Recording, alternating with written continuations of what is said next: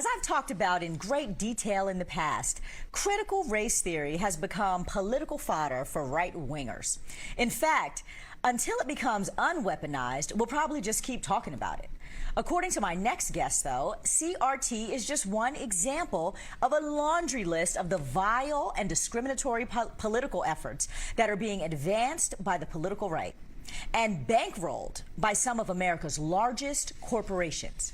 These big corporations piggybacked off of protests and calls for racial equality that erupted last summer following the murder of George Floyd. They preached inclusivity and equity, but a closer look shows that there is more here than meets the eye.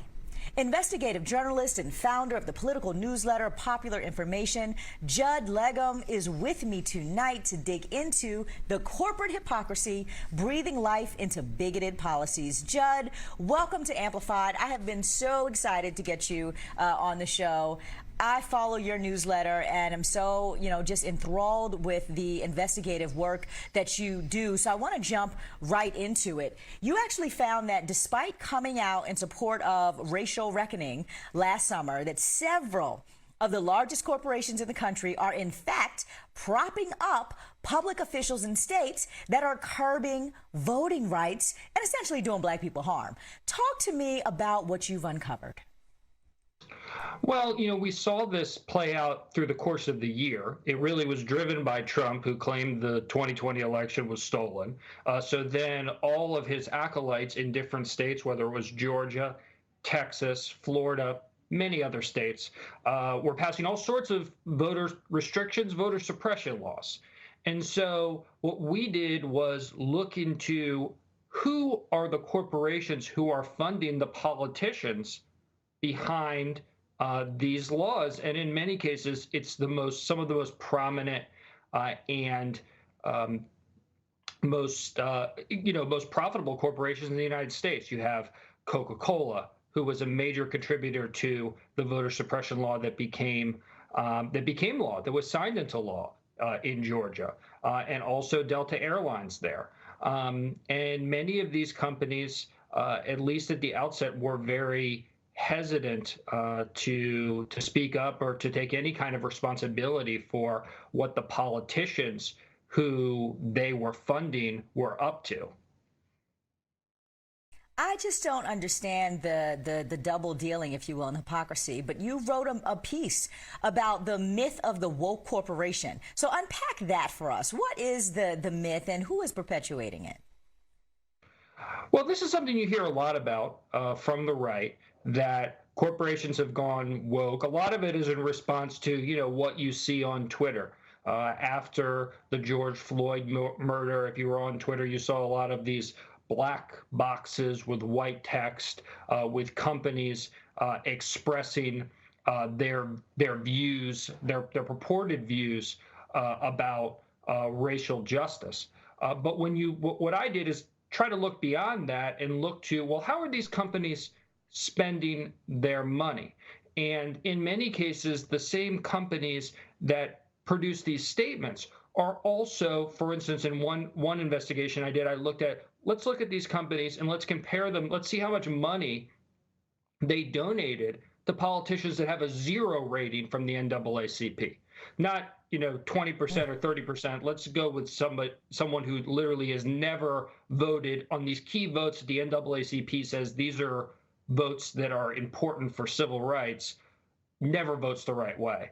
And many of the same companies, whether it's AT&T, Dell, a lot of the same companies who are putting out these statements have donated considerable sums to these same politicians who are rated 0. So there's a disalignment, a misalignment between what they're saying and how they're spending their money, and that's a big part of what I'm trying to tease out, in the newsletter, is to expose that misalignment.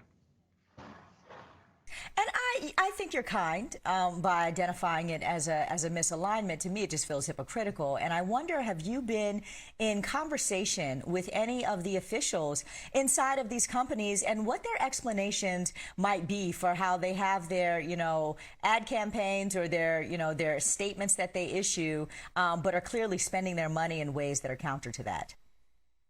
Yeah, a lot of times they'll speak to me privately in ways that they're not going to put out publicly. But one of the things that they're told, that I'm told, that I don't put that much stock in, but just to get you just to give you an insight into what they're telling themselves, is that, well, we oppose these voter suppression laws. We would like to say that we're opposed publicly, but if we do so, we would lose our seat at the table.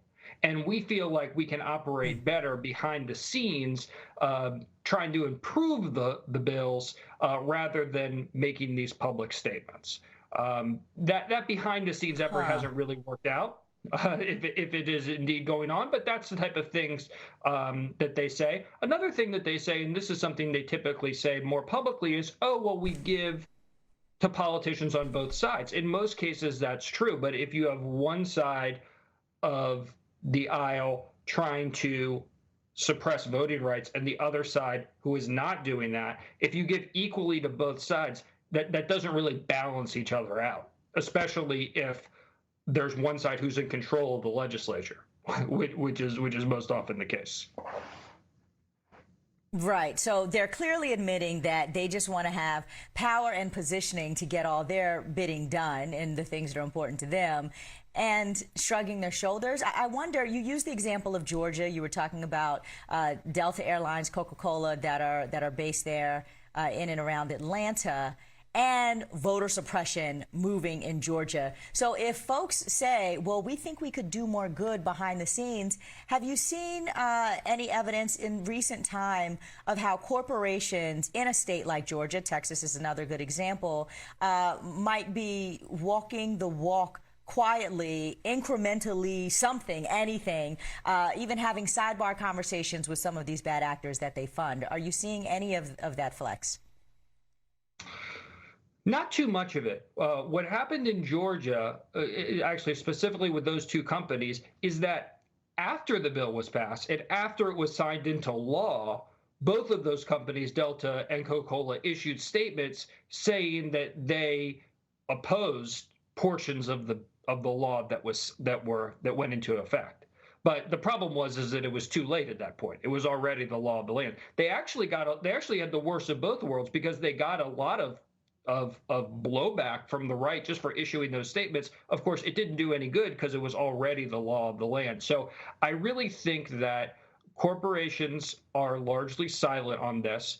They're complicit in this. And it actually is a big change from how voting rights in particular used to be viewed. In 2006, Walmart wrote George W. Bush and said, we think the Voting Rights Act should be reauthorized. You don't have any similar effort by corporations who are urging, the Republicans in Congress who are blocking the John Lewis Act, other efforts to try to protect voting rights, and trying to make that happen by putting pressure on Republicans. We're in a totally different environment, and unfortunately, there's a totally different result, which is that we're going backwards in many states and around the country as far as voting rights, where it's getting more difficult to vote, where it should be getting easier.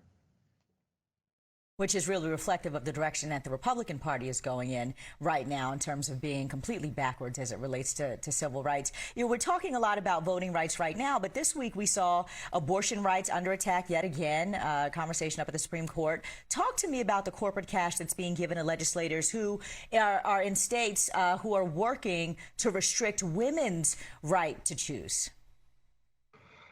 Well, we've seen this all over. I think particularly in Texas, you have a bill that goes even far beyond what people's worst fears were, which is that not only are you basically outlawing all abortions or abortions after 6 weeks before many women even know that they're pregnant, but you're creating this vigilante force that is responsible for enforcing the law, for essentially suing anyone who is involved in helping a woman receive an abortion after that 6-week period.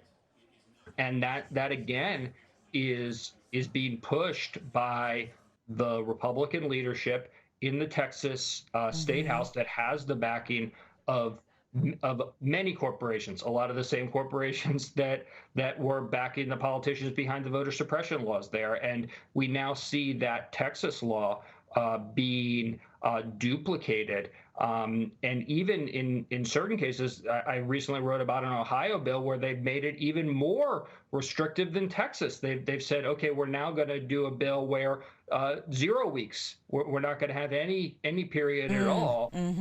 And I think the point is that as these policies get more and more extreme, there's no point at which corporations are saying, this is too far, this is crossing the line. They continue to support whoever is wielding the power. And I think that's the key role, is that how far is this going to go? Right. And with voter suppression, abortion rights, they're only a few pieces of this massive puzzle that are keeping marginalized people, you know, essentially pressed down. The companies have all these slick marketing ads, and then they try to pretend like they're in solidarity with the LGBTQ movement and with women and even with fighting climate change. But we know this isn't so because of how we follow the money and we see who they're actually funding and supporting. So how can these corporate giants that are double dealing, if you will, and talking out of one side of their mouth to communities that they want to spend money with them, but doing something else with the politicians that they're in bed with, how can we hold these corporate giants accountable, given they've got massive war chests? Yes, they do. And I think that's another factor here, is that corporations are more and more powerful. They can weather these storms. They're not really subject to boycotts, or if they are, it would take something of such a massive scale that they're not too worried about it. But there are some things that are happening, particularly at the shareholder level, to first demand transparency.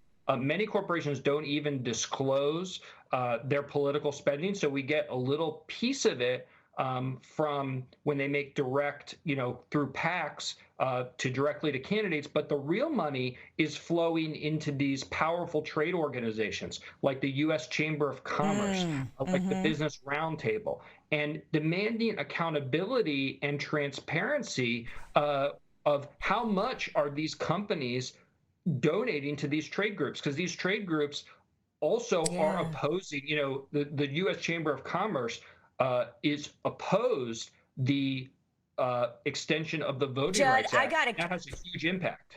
I'm running out of time here, but I got to tell you, you're right. We got to have you back to have a whole conversation about the U.S. Chamber. Judd Legum, investigative reporter and founder of the political newsletter Popular Information. Thank you so much for following the money. I'm excited to have you back because we clearly have so much more to talk about here on Amplified. Appreciate your time.